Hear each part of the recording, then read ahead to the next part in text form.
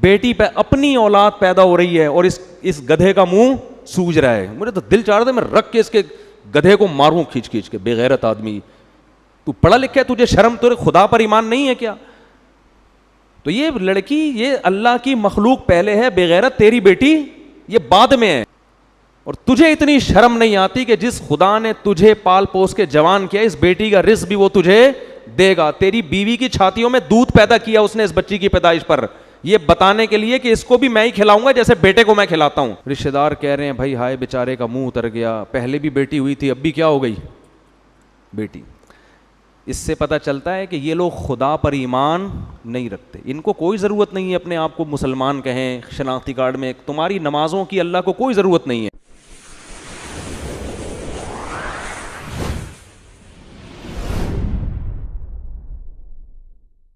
عربوں میں عادت تھی کہ جب اطلاع ملتی تھی نا کہ بیٹی پیدا ہوئی ہے تو خوش ہونے کے بجائے چہرے پہ سیاہی آ جاتی تھی, سارا دن چہرہ سیاہ رہتا تھا. یہ کیا ہو گیا؟ ان کے ہاں بیٹیوں کا یہ مقام تھا. یتوارا من القوم من سوء ما بشر بی, فرمایا جو اسے خوشخبری دی گئی ہے نا بچی کی, اس کی برائی کا اس کے چہرے پہ ایسا اثر, اور وہ اتنی ذلت محسوس کرتا تھا کہ یتوارا من القوم, سارا دن اپنی قوم سے منہ چھپاتا تھا, سارا دن اپنی قوم سے منہ چھپاتا تھا.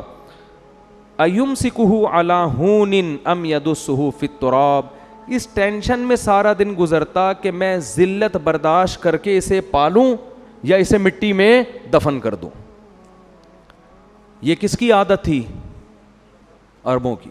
بیٹی کی پیدائش پہ چہرہ کیا ہو جاتا تھا؟ سیاہ, اور ذلیل ہو کے چھپتا پھرتا تھا. میں نے وہ قبرستان دیکھا ہے جہاں بیٹیوں کو دفن کیا جاتا تھا, آج بھی موجود ہے, جو بھی جاتے ہیں دیکھ سکتے ہیں. ان مشرکین پر ہمیں تعجب نہیں ہے, تعجب آج کے پڑھے لکھے لوگوں پر ہے کہ جو نسل روکتے ہیں اس خوف سے کہ کہیں بیٹی پیدا نہ ہو جائے. اور میں نے خود آج کے جنگلیوں کو بچی کی پیدائش پہ روتے ہوئے دیکھا ہے. پہلے مجھے یقین نہیں آتا تھا, لیکن پڑھے لکھے جنگلی, پڑھے لکھے جاہل, ان کو میں نے اب بھی دیکھا ہے بچی کی پیدائش پہ آنسو بہاتے. یہ کیا ہو گیا؟ میں ایک دفعہ اسپتال میں بیٹھا ہوں تو سامنے کوئی خاتون رو رہی ہیں, اور وہ بیٹا ان کا پینٹ شرٹ میں, لگ رہا تھا کوئی ایجوکیٹڈ فیملی ہے, وہ بھی بیچارہ پریشان, منہ ایسا نا اس کا جھکا ہوا, رو تو نہیں رہا تھا لیکن منہ پہ یہی کیفیت تھی جو یہاں قرآن بیان کر رہا ہے. چہرے پر کیا ہے؟ ذلت. تو ماں اس کو تسلی دے رہی ہے, اور رشتہ دار کہہ رہے ہیں بھائی ہائے بیچارے کا منہ اتر گیا, پہلے بھی بیٹی ہوئی تھی اب بھی کیا ہو گئی بیٹی. اس سے پتہ چلتا ہے کہ یہ لوگ خدا پر ایمان نہیں رکھتے. ان کو کوئی ضرورت نہیں ہے اپنے آپ کو مسلمان کہیں, شناختی کارڈ میں تمہاری نمازوں کی اللہ کو کوئی ضرورت نہیں ہے. سب سے پہلے اللہ دیکھتا ہے کہ تمہارا اللہ پر ایمان اور توکل کتنا ہے. بیٹی کس نے دی ہے؟ تیری ماں بھی تو کسی کی بیٹی ہے نا جس نے تمہیں جنا ہے, وہ نہ ہوتی تو تم پیدا ہوتے. تو یہ بڑی جب اللہ ختم نہ آپ کی ڈکشنری سے, تو پھر بہت بڑی درندے بنو گے, یہ بتا دوں, بہت بڑی درندے. وہی ہوگا کہ جانوروں کے تو حقوق ہوں گے, انسانوں کے حقوق نہیں ہوں گے. بلیوں کے حقوق ہیں, ماں باپ کے حقوق نہیں ہیں. آج کل دوستوں کو پالا جا رہا ہے, ایئر ہوسٹس کے حقوق جانتے ہیں. بیٹی پہ اپنی اولاد پیدا ہو رہی ہے اور اس گدھے کا منہ سوج رہا ہے. مجھے تو دل چاہ رہا تھا میں رکھ کے اس کے گدھے کو ماروں کھینچ کے. بے غیرت آدمی, تو پڑھا لکھا ہے, تجھے شرم, تو خدا پر ایمان نہیں ہے کیا؟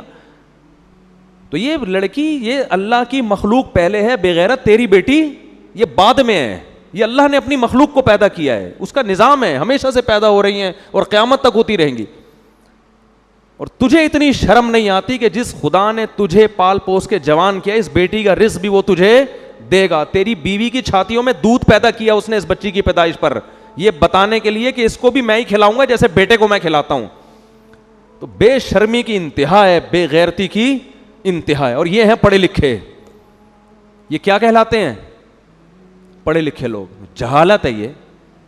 ہمارے نبی صلی اللہ علیہ وسلم نے اس ماحول میں آنکھ کھولی ہے کو زندہ دفن کیا جا رہا ہے, اور قرآن کیفیت بیان کر رہا ہے, یتوارا من القوم من سوء ما بشر بی, کہ سارا دن اس کا چہرہ سیاہ رہتا تھا. لیکن آپ صلی اللہ علیہ وسلم نے کتنی محبت دی بیٹی کو. نماز میں اپنی بیٹی کی بیٹی کو, نواسی کو کندھے پہ اٹھا کے 4 رکعتیں آپ نے ظہر کی پڑھائی ہیں. حالانکہ بچوں کو کندھے پہ بٹھا کے نماز پڑھنا سنت عمل عام معمول نہیں ہے. آپ نواسی کو کندھے پہ اٹھا کے 4 رکعتیں پڑھائی ہیں. جب رکوع میں جاتے تو اٹھا کے نیچے کر دیتے, اور جب اگلی رکعت میں کھڑے ہوتے پھر اٹھا کے کندھے پہ بٹھا دے. اتنی محبت آپ نے اپنی کسی اولاد کو, بلکہ کسی بچے کو بھی نہیں دی ہوگی بھائی. زیادہ سے زیادہ اتنی محبت دے دی نا, کسی بچے کو گود میں اٹھا لیا.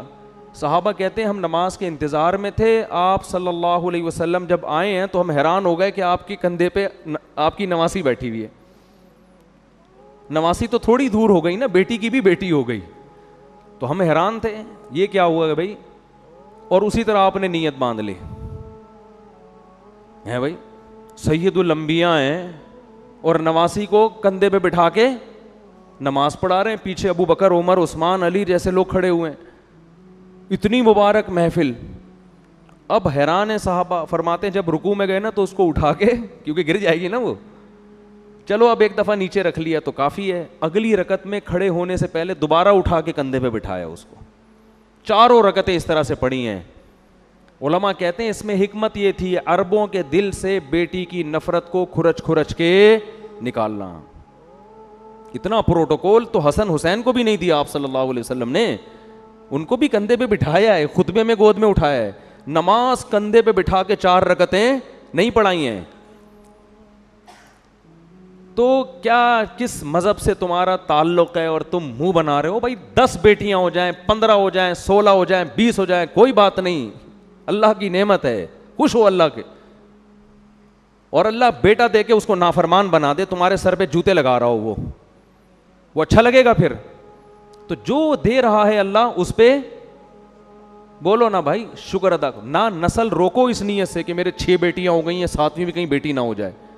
بعض لوگ کیا کرتے ہیں, بیٹا ہو گیا تو نسل روکتے ہیں کہ بس اب نہیں چاہیے, بیٹی ہو گئی تو بیٹے کی لالچ میں نسل بڑھاتے ہیں. اس سے کیا ہو رہا ہے, جو قدرت کا ایک نظام ہے نا, لڑکے اور لڑکی کا جو ریشو ہونا چاہیے, گروتھ ریشو, وہ کیا ہو رہا ہے, خراب. جن کے لڑکیاں ہو رہی ہیں وہ لڑکے کی لالچ میں ہونے دے رہے ہیں, جو لڑکے ہو گئے تو 1-2 کے بعد بریک لگا دی. او بھائی غیر مسلموں پہ یہ چیزیں سوٹ کرتی ہیں. ہم کلمہ گو لوگ ہیں, ہم اللہ کو مانتے ہیں. ہمیں یہ پتہ ہے کہ اللہ نے بیٹی اور بیٹے دونوں کے لیے یہب لمن یشاء استعمال کیا ہے, کہ جس کو چاہتا ہوں بیٹے گفٹ کرتا ہوں. ہبہ گفٹ کو کہتے ہیں. وہب لمن یشاء یہب لمن یشاء اناسا, جس کو چاہتا ہوں بیٹیاں گفٹ کرتا ہوں. تو بیٹیاں گفٹ ہوتی ہیں, خود گاڈ گفٹڈ ہیں یہ. اور نبی صلی اللہ علیہ وسلم نے ارشاد فرمایا, جس کی 3 بیٹیاں ہوئیں اور اس نے ان کی صحیح کفالت کی, ان کی تربیت کی اور ان کا صحیح جگہ نکاح کر دیا, میں اس کے لیے جنت کی ضمانت دیتا ہوں. اور آپ نے یہ بھی فرمایا, کن لہ حرزا من النار, یہ بیٹیاں باپ ماں بھی اس میں داخل ہے, والدین اور جہنم کے درمیان آڑ بن جائیں گی. کہ اللہ اگر کسی کوتاہی کی وجہ سے ان کے والدین کو جہنم میں ڈالے گا نا, کچھ کوتاہیاں ہو گئیں, تو رکاوٹ کون بنے گا, حرزن, بیٹیاں کیا بن جائیں گی, دیوار, رکاوٹ.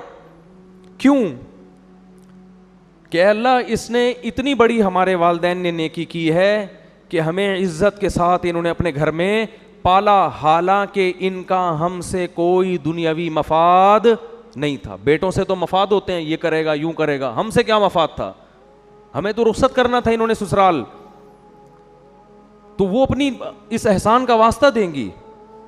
تو صحابہ تو بیٹیوں پہ خوش ہوتے تھے بھائی. پتہ نہیں کس کا کہاں سے, یہ کون سی قوم سے کون سے ڈرامے دیکھ رہے ہیں, کون سے فلمیں دیکھ رہے ہیں, کون سے کیا دیکھ رہے ہیں جس کی وجہ سے یہ نحوست تو ہو رہا ہے. وہ ترس کھا رہے ہوتے ہیں لوگ, کسی کی تیسری بچی ہو جائے نا ترس کھا رہے ہوتے ہیں.